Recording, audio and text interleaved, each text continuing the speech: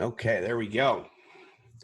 Well, today I've got the Howards with me, Brittany and Joe. Thanks, guys, for hopping on with me for a few minutes real quick. I met them first in Miami, I think is where we met at the Kingdom Connect.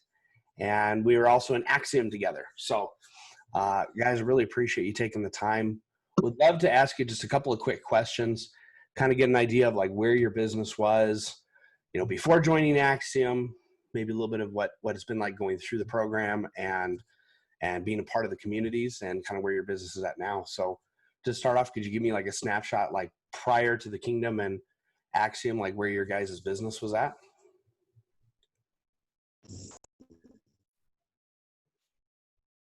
So Joe, you want to go first? Hello.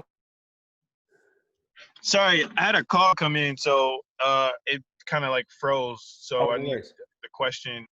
Oh, yeah. First question is just what was your business like, or could you give me a snapshot of your business prior to Axiom and the Kingdom?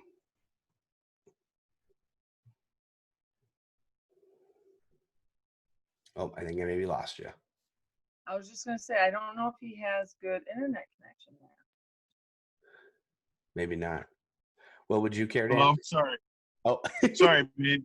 I literally the call came in again, and I just had to tell him I'm in another call. So my apologies. One of our workers called. So we already got the answer to question 3. What is life like, and what's business like after Axiom?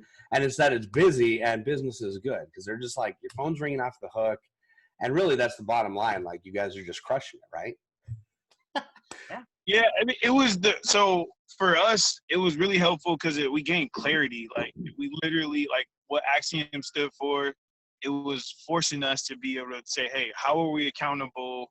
How do we make ourselves accountable, and what areas, and like what's our major strength? So Brittany and I, ever since we left Miami, we were like, okay, we've just been putting ourselves in painful situation after painful situation, and like just growing those processes. And like as I told you before when we first started talking, it was like, hey, it hasn't been $100,000 quarter, but as far as our processes and our structure, oh man, it's worth like $500,000 what we've built so far. Yeah, solidifying that foundation, which is huge. Right. I was just going to say foundation. I was going to say we never realized how much we were lacking in our foundation until we specifically got into Axiom and then took that training, and that like really opened our eyes to, we were like, oh my gosh, foundation is everything. And if we don't have that, what are we building on? Mm-hmm. And then I would say as far as the Kingdom community, I just love the community. I like both communities, but I feel like they really truly helped me, open up, because I feel like Joe was a little more confident in the beginning and I was kind of like, okay. And I just feel like it just helped me build my confidence, and it helped me feel like now I can do deals and call people, and I wouldn't have been able to do that without the Kingdom or Axiom. That's awesome. That's awesome. Yeah, and well, I mean, and before all of that, you guys had multiple businesses that you were running, and it was kind of what Joe was saying. Like, hey, we were going great, but like we just didn't have systems in place. It was kind of like it sounded like it was kind of a ready, fire, aim type thing, and you were seeing success. But then after going through the program, it was like, oh, now we see how we can be way more efficient. Like, let's do that. Scalable. Not accurate. Yeah, scalable. Exactly. That's awesome. That's awesome, guys. So going forward, things are going great business-wise, and in more than one business, the real estate side and the junk business, right? Correct. Yeah, it's definitely going hand in hand. We actually have a wholesale deal that we're closing probably in a couple of weeks. Nice size spread. Nice.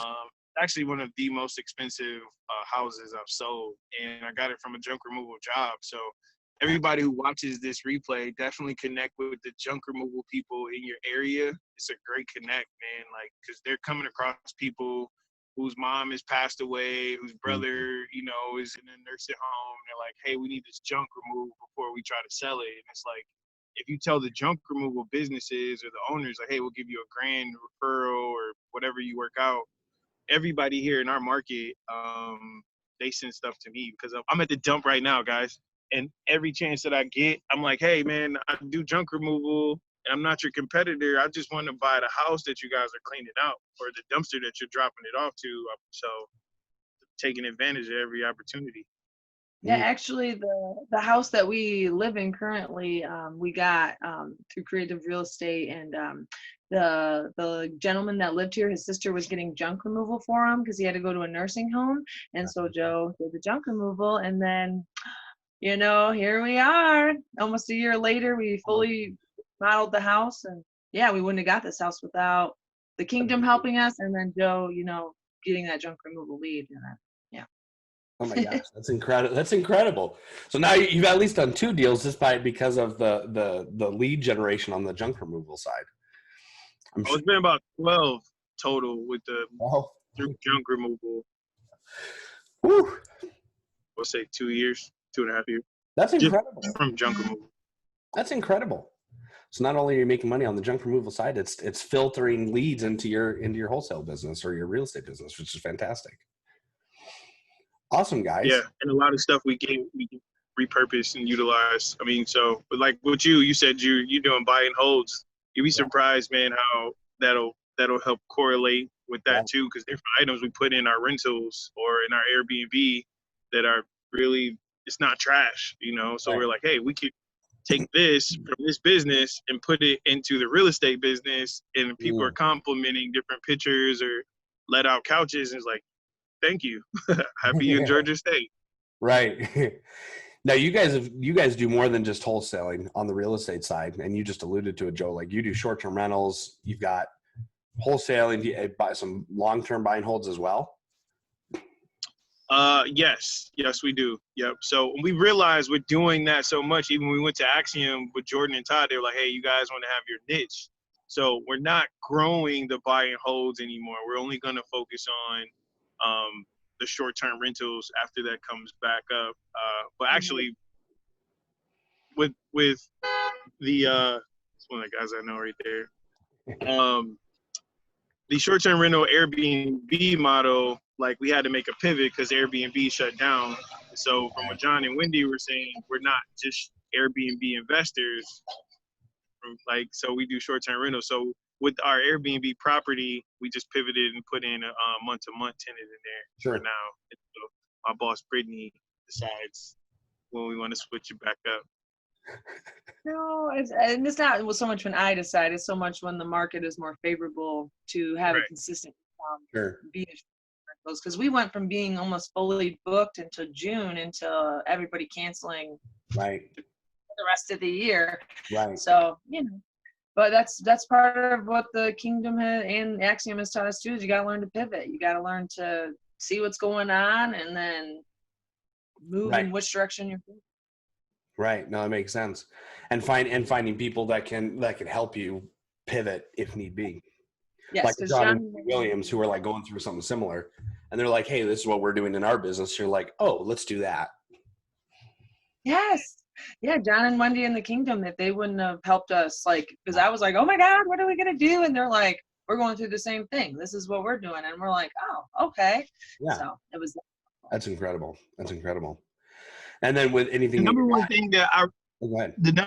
thing that for me, for Axiom and the Kingdom, that I reiterated is you always got to recognize that you have value to bring to the table. And like we say it all the time, and people say it in every video, but if you don't believe in that value, then the leads won't attract to you. We had a situation where we were going to rent out a property, and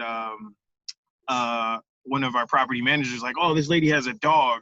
And we was like, "Yeah, we don't do dogs." And he was like, "Well, it's great, and they're gonna pay this." And we was like, "Yeah, we don't do pets." And I told Brittany about it. I was like, "Babe, our right clientele will come in and fill this property, no problem." And we got it filled with a single mom, no dogs, and she's happy about it. And I was just like, "See, it's the value that we believe in our property, and then someone else sees it, and they're like, okay, yeah, this is for me." It worked out. Totally. And you said that's something you learned in Axiom, or like that was reinforced for you in Axiom? Yeah, it was in Axiom and Kingdom for sure. Yeah. But I mean, Axiom, it got enhanced just because it was like, okay, value in the processes. Yeah. Like I already knew that I was valuable,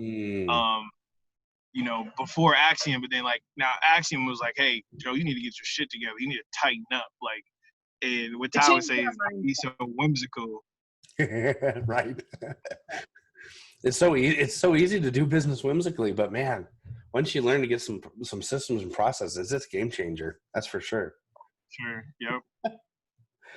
I appreciate you guys taking the time. I just wanted to take a few minutes. I know you guys are super busy running stuff. Thank you so much for being a part of the Kingdom and Axiom and for taking the time to do this. I think it's going to be beneficial for a lot of people that watch the replay of it. So wish you guys the best. And if you need anything, don't hesitate to reach out. Awesome. Well, thank you for taking the time too. And we hope you have a Absolutely. great day. You too. Appreciate it, man.